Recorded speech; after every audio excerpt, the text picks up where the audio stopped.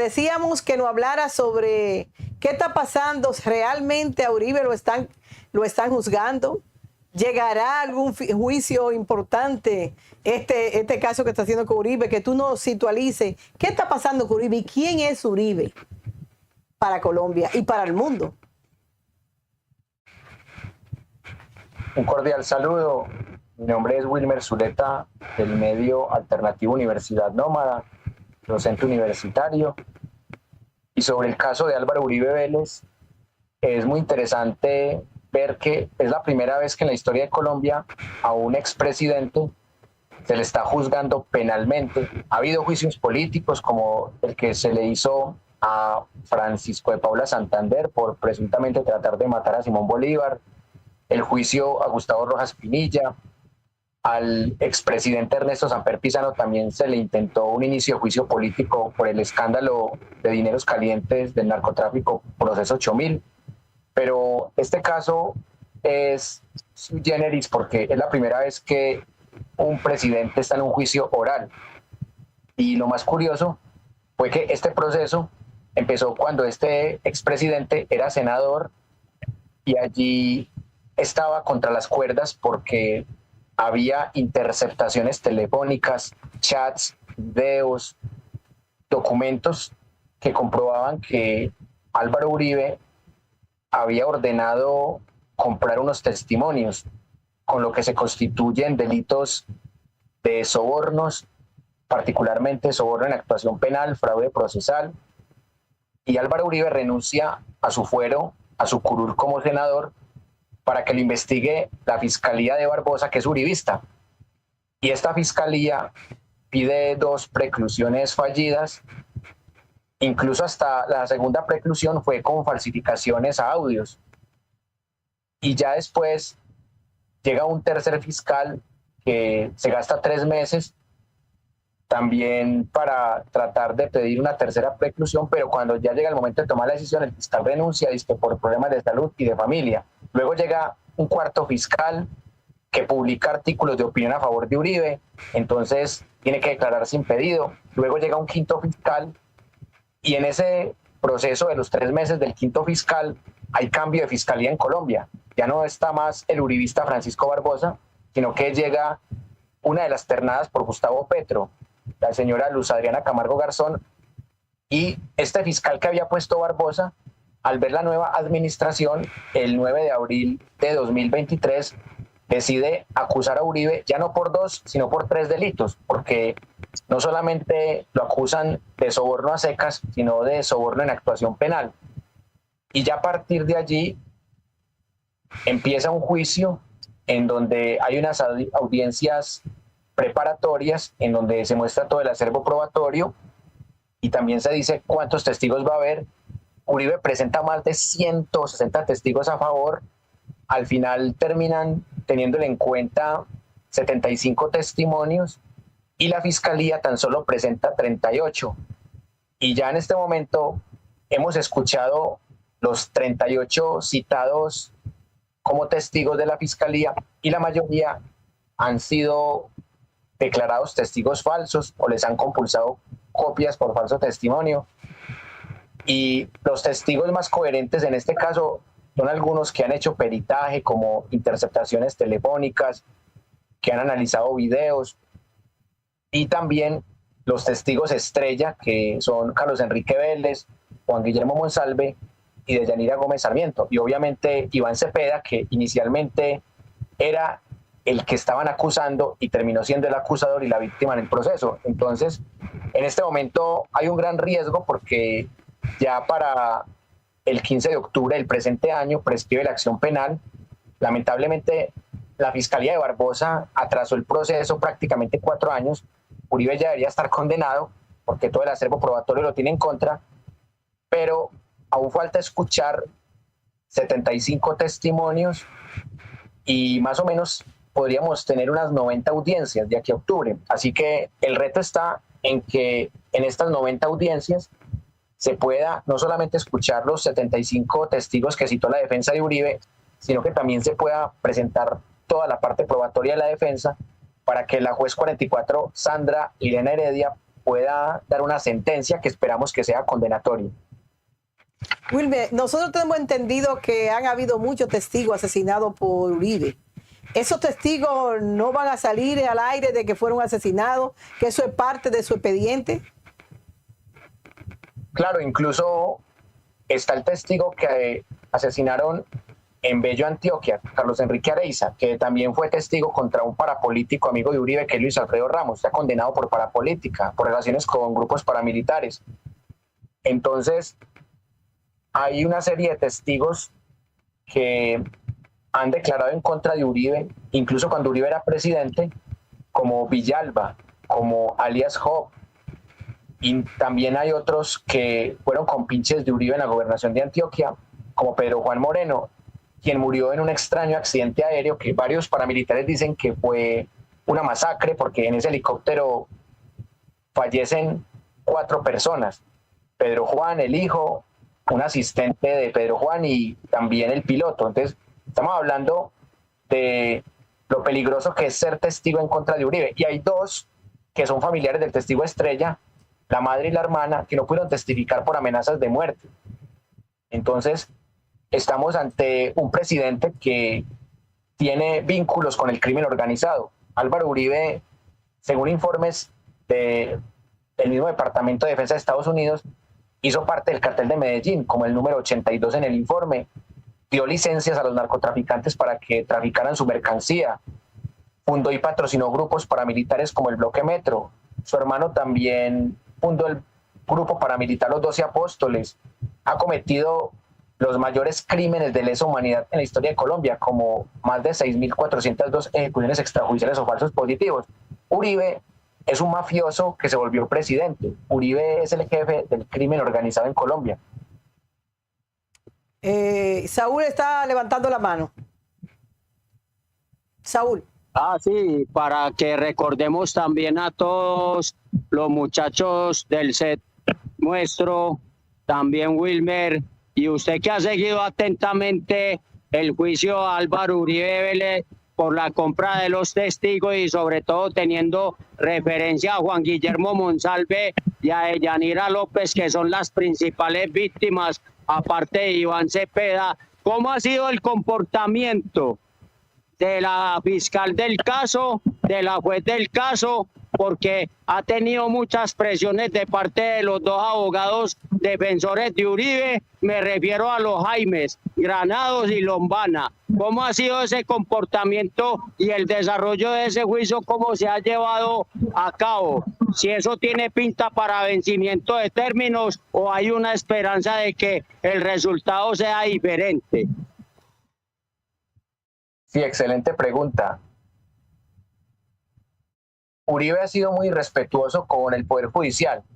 Cuando era presidente, se dio el escándalo de las chuzadas del DAS, en donde perfilaron a políticos opositores como Gustavo Petro, como Iván Cepeda Castro, en donde chuzaron a magistrados como Iván Velázquez, a periodistas opositores como Holman Morris y como Daniel Coronel, perfilaron sus familias. Entonces mandaban, por ejemplo, muñecas descuartizadas y le decían a los periodistas, a los defensores de derechos humanos, a los políticos, que si siguen investigando o acusando a Uribe, esto le va a pasar a su niña, y por esto ya hay procesos por crímenes de lesa humanidad, porque la periodista Claudia Julieta Duque, por ejemplo, también fue víctima de esta persecución de un súbdito de Uribe, Narváez, que también tuvo que ver en el magnicidio al periodista y humorista Jaime Garzón. Entonces Uribe ha tenido una estrategia de enemigo interno, en donde cualquier persona que lo cuestione, él dice que esa persona es vocera de la guerrilla de las FARC. Así lo ha hecho con su víctima de Yanira Gómez Sarmiento, también con los magistrados que muy bien lo investigaron en la Corte Suprema de Justicia, como Hernández, como Barceló, como César Augusto Reyes Medina. También ha hecho eso mismo con 2 exfiscales que también son víctimas de él en este proceso, como Montealegre y como Perdomo. Además que Uribe también ha perseguido a la misma juez 44 que en este caso lo está juzgando, que es Sandra Irene Heredia. La recusó, también recusó a la fiscal Marlene Orjuela, También amenazaron al fiscal Gilberto Villarreal, que fue el que lo acusó el 9 de abril de 2024. Y sumado a eso, Uribe en las redes sociales hace un juicio paralelo en donde él pone sus supuestos argumentos de por qué es inocente, pero sus argumentos son puras falacias, en donde dice que es un complot del expresidente Juan Manuel Santos y de Gustavo Petro para meterlo en la cárcel, en donde se trata de vender como una víctima, como un perseguido político. Y sumado a eso, Uribe también está en un proceso penal con el periodista Daniel Coronel, porque lo tildó de ser narcotraficante del cartel de Cali, de ser testaferro del cartel de Cali. Y además, Uribe también está en otro proceso en donde lo están acusando de otros 4 delitos, uno de ellos concierto para delinquir. También lo están acusando de un uso de un software malicioso, otro escándalo parecido al de Pegasus, por el que también hay una total impunidad. Y en ese proceso de estos delitos, también hay que decir que a Uribe se le está acusando también de violación de datos personales, de acceso abusivo a un sistema informático. Esto lo hizo para robarse información de personas que hicieron parte del proceso de paz en La Habana entre la guerrilla de las FARC y el gobierno de Juan Manuel Santos. Así que si uno analiza los escándalos de Uribe, tienen que ver con espionaje, con terrorismo de Estado, con crímenes de lesa humanidad. Y ahí vemos 3 escándalos que son hermanos: el de las chuzadas del DAS, el del software Pegasus de su presidente títere Iván Duque Márquez, y este del hacker Sepúlveda, en donde lo están acusando de esos 4 delitos.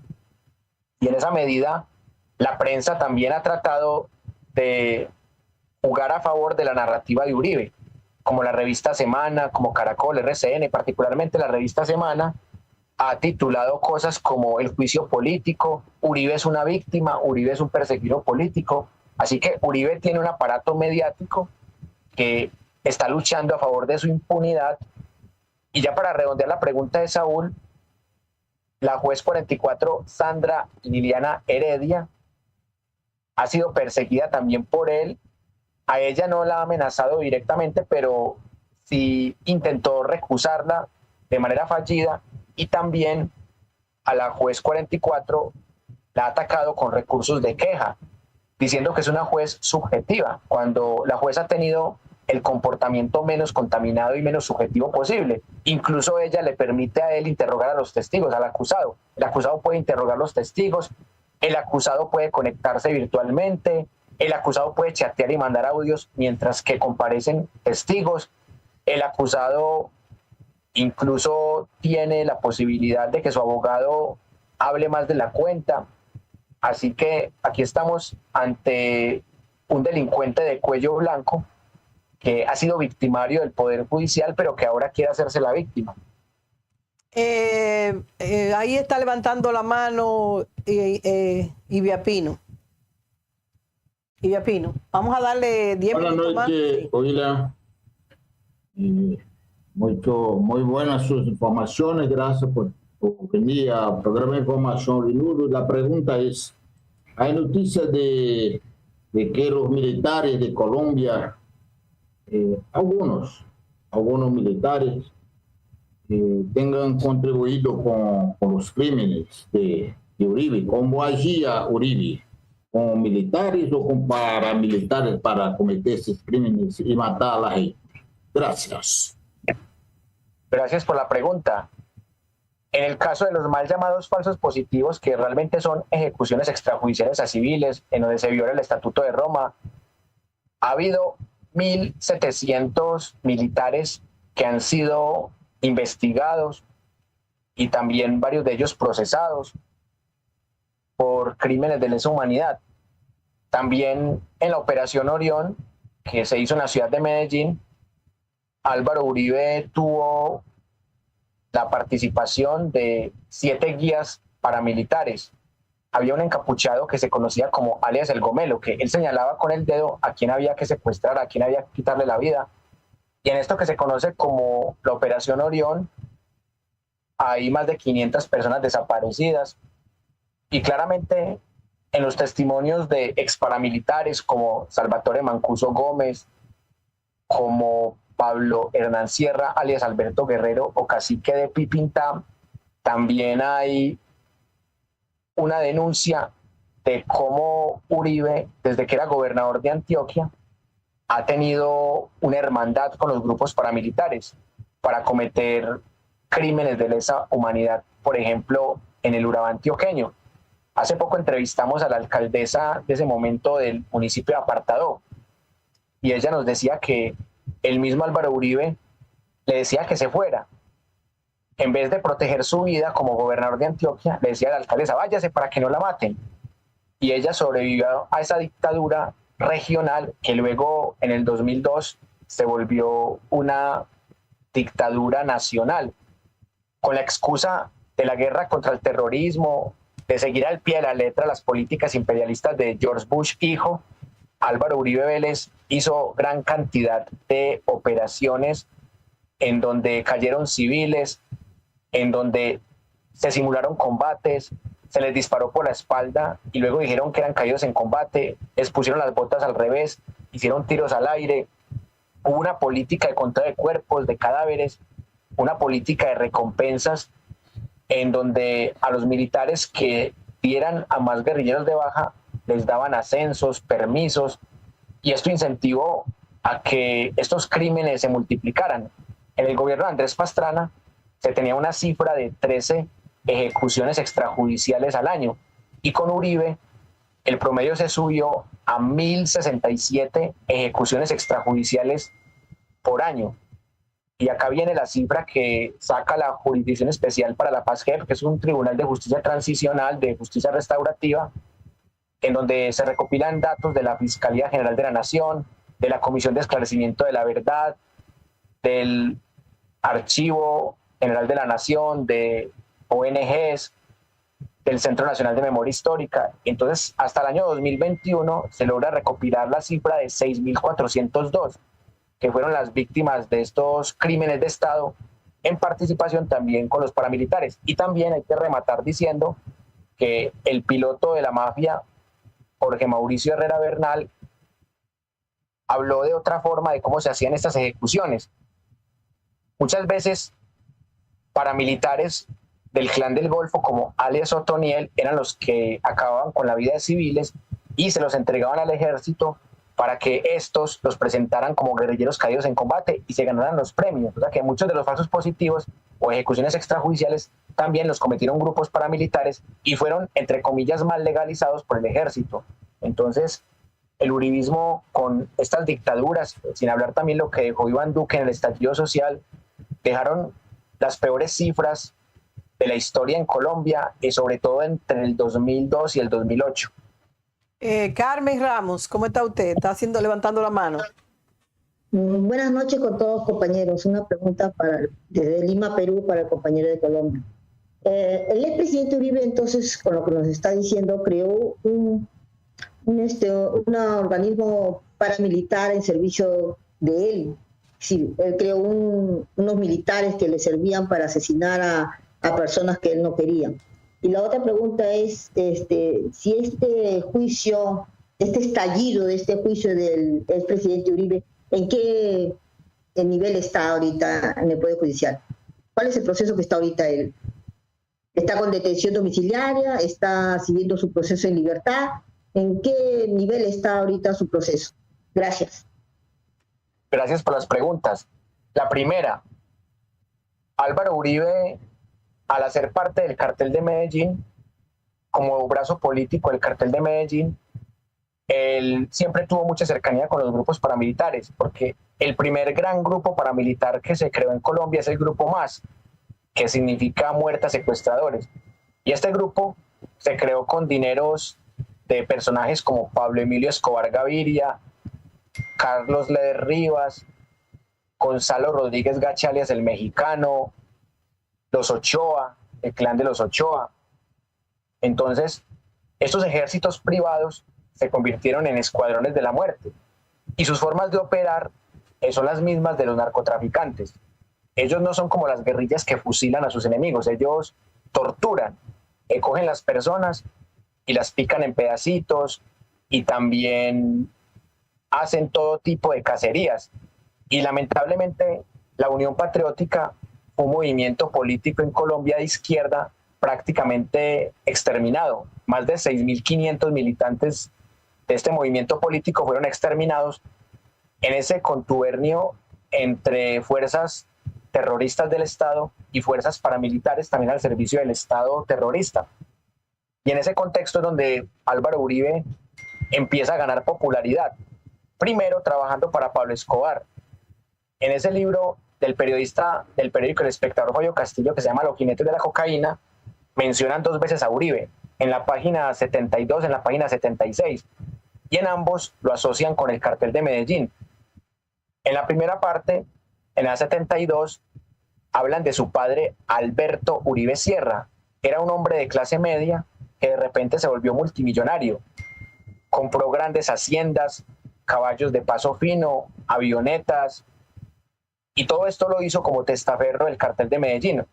O sea que Uribe, desde muy joven, hizo parte del cartel de Medellín por su padre, porque su padre fue el primero que se benefició del testaferrato y su padre se volvió multimillonario con dinero de la mafia.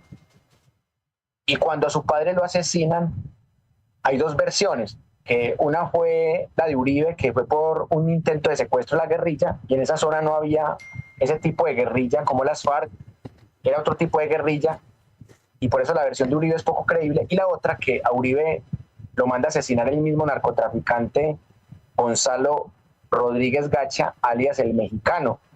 Y a partir de ahí, Uribe también es destituido como alcalde de Medellín por el presidente Belisario Betancur, precisamente porque el presidente se da cuenta de sus vínculos con el cartel de Medellín, y en su autobiografía del año 2012, No hay causa perdida, Álvaro Uribe inventa que él renuncia a la alcaldía de Medellín por amenazas de la guerrilla del EPL, pero realmente la versión más dominante fue que a Uribe lo echaron literalmente de la alcaldía de Medellín por pertenecer a este cartel como brazo político. Y llega un momento en donde Álvaro Uribe ya se distancia del cartel de Medellín porque Estados Unidos lo tiene contra las cuerdas. Entonces Álvaro Uribe termina traicionando a Pablo Escobar y uniéndose con los Pepes, que eran ex paramilitares que habían trabajado con Pablo Escobar como sicarios. Y en esa alianza macabra de la DEA, de los Pepes, los paramilitares, Uribe y otros exmiembros del cartel de Medellín, ahí es cuando le quitan la vida, dan de baja a Pablo Emilio Escobar. Y en ese momento empieza a armarse un nuevo grupo paramilitar que integra a todos los paramilitares de Colombia en 1994, que se llama las Autodefensas Unidas de Colombia. Y justo por esa época, el presidente César Gaviria saca un decreto para crear grupos de seguridad privada, que se terminó llamando las Convivir. Y Uribe, como gobernador de Antioquia, termina siendo el gran patrocinador e impulsor de las Convivir, que fueron empresas de seguridad ciudadana manejadas por grupos paramilitares y por paramilitares como Salvatore Mancuso Gómez. Ahí viene, por ejemplo, el caso de la Convivir Papagayo, que era la que cometía los crímenes de lesa humanidad en el Urabá antioqueño. Y ahí es cuando Uribe funda en la hacienda Las Guacharacas el Bloque Metro, que es lo que lo tiene en este juicio, porque todo empezó desde ahí. Y ahí conecto con la segunda pregunta, que el senador antiuribista Iván Cepeda Castro encontró 2 paramilitares, que son Pablo Hernán Sierra y Juan Guillermo Monsalve, quienes dijeron que Uribe había fundado un grupo paramilitar llamado Bloque Metro en la hacienda de Las Guacharacas, de su propiedad, con su hermano Santiago Uribe Vélez, con los hermanos Villegas y con los hermanos Gallón Henao, quienes se hicieron famosos en Colombia por quitarle la vida a un futbolista que metió un autogol en un mundial de Estados Unidos, Andrés Escobar Saldarriaga. Entonces, estas 3 parejas de hermanos crean el grupo paramilitar Bloque Metro, e Iván Cepeda se consigue los 2 testimonios de estos paramilitares.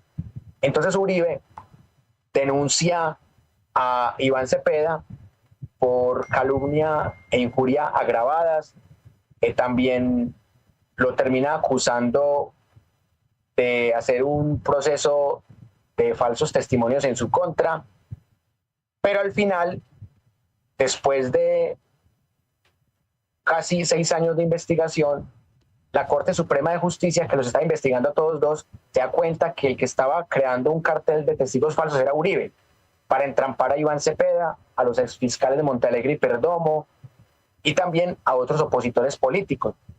Entonces, gracias a que un perito de la Fiscalía, que es el señor Óscar Álvarez, intercepta por error el teléfono de Uribe y lo escuchan más de 30 días, se dan cuenta que Uribe era el que estaba armando un complot para hacerle entrampamientos judiciales a Iván Cepeda Castro. Entonces, ahí Iván Cepeda pasa de ser el indiciado a ser la víctima, y Uribe se convierte en acusado en la Corte Suprema, y por eso a Uribe le toca renunciar. La Corte Suprema en el 2020 sí le da prisión preventiva de 1 mes larguito, porque Uribe podría escapar, y recordamos que en esa época Uribe estuvo en casa por cárcel. Pero ya cuando Uribe renuncia a su fuero como senador y cae la Fiscalía de bolsillo de Barbosa, allí ya Uribe empieza a defenderse en libertad, y todavía se está defendiendo en libertad. Incluso Uribe puede viajar a otros países. En estos días estuvo en Estados Unidos, puede viajar tranquilamente a pesar de que lo están acusando en un juicio de 3 delitos y en otro juicio de 4 delitos, y que en Argentina lo están investigando por crímenes de lesa humanidad. A pesar de eso, él viaja como Pedro por su casa a cualquier parte del mundo. Entonces es un procesado que tiene gran cantidad de beneficios. Aún así, él y la prensa uribista lo quieren vender como un perseguido político. Bueno, vamos, el tema de Uribe pique y se tiende, eso es mucho, pero vamos a ver, y Saúl está levantando la mano, pero yo quiero antes de, y ser lo más breve posible. Por segunda vez, y disculpe la desprolijidad.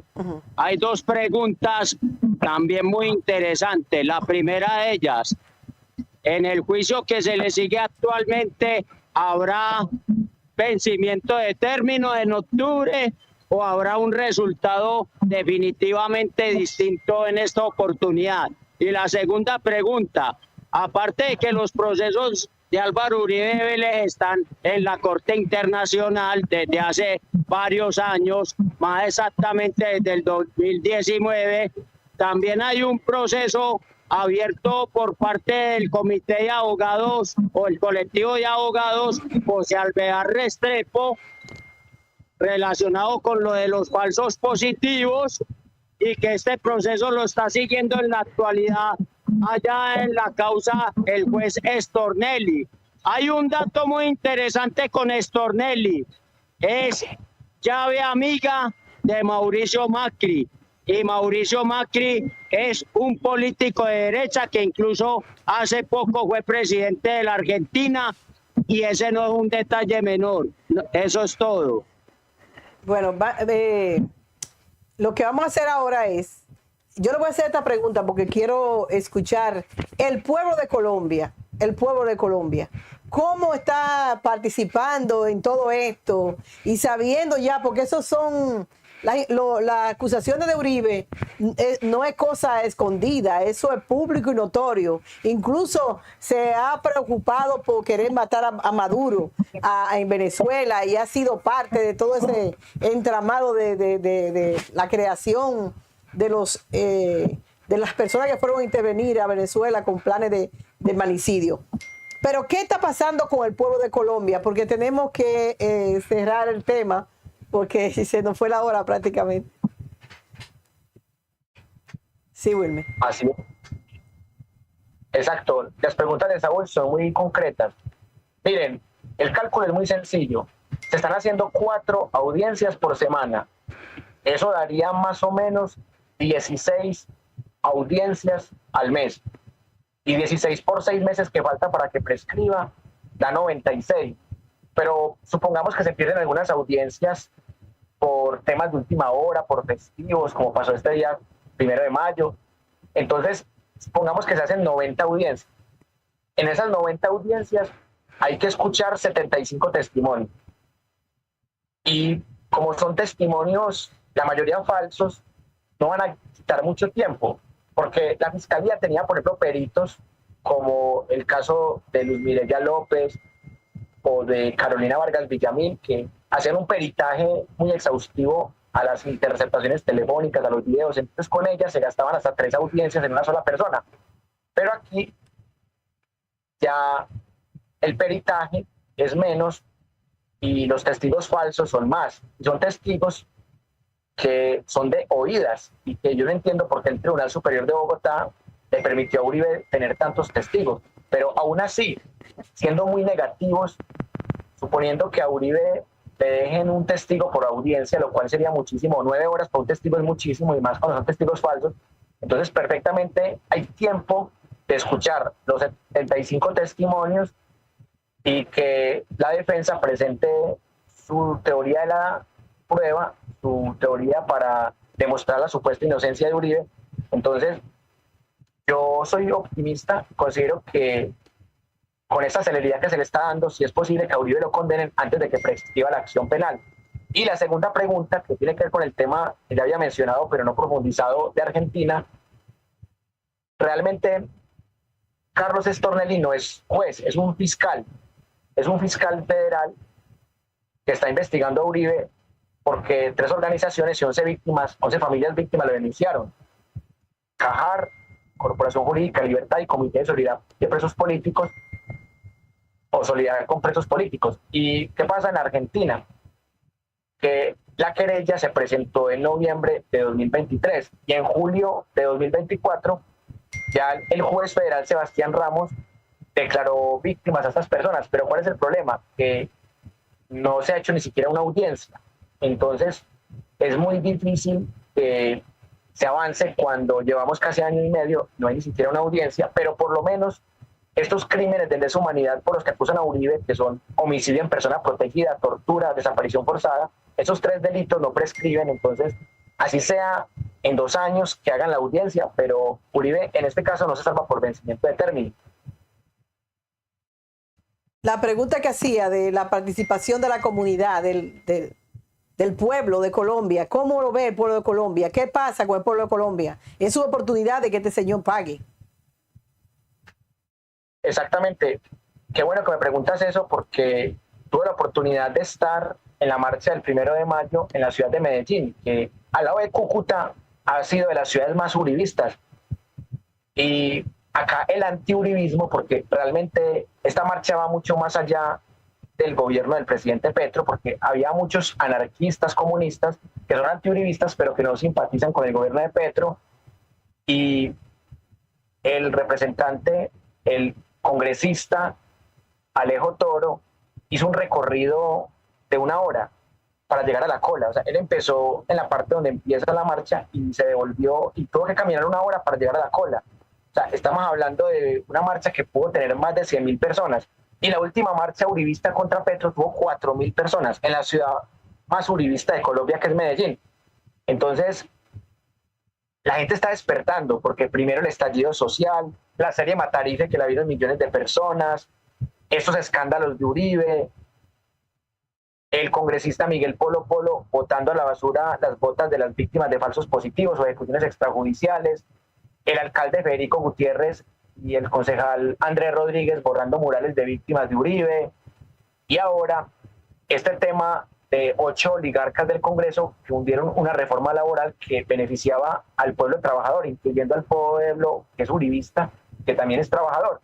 Entonces, la extrema derecha colombiana ha cometido tantos errores que 1 de mayo tuvimos, al menos de las que yo he estado, la marcha de 1 de mayo con más gente, no solamente en Medellín, sino en toda Colombia. Entonces, el mismo uribismo le está consiguiendo los votos al que sea el reemplazante del partido del presidente Petro. O sea, el mismo uribismo ha cometido unos errores garrafales y la gente cada vez despierta más, y más porque los medios estatales están tumbando muchas noticias falsas, porque obviamente cuando estaba Iván Duque como títere de Uribe, los medios estatales están a favor del uribismo, pero acá se mueve una matriz mediática muy fuerte porque los medios estatales llegan a veredas, a barrios periféricos. Entonces, en ese aspecto hay muchas posibilidades de que el próximo presidente continúe el legado del presidente Petro. Muchísimas gracias, de verdad, muchísimas gracias por toda esa información.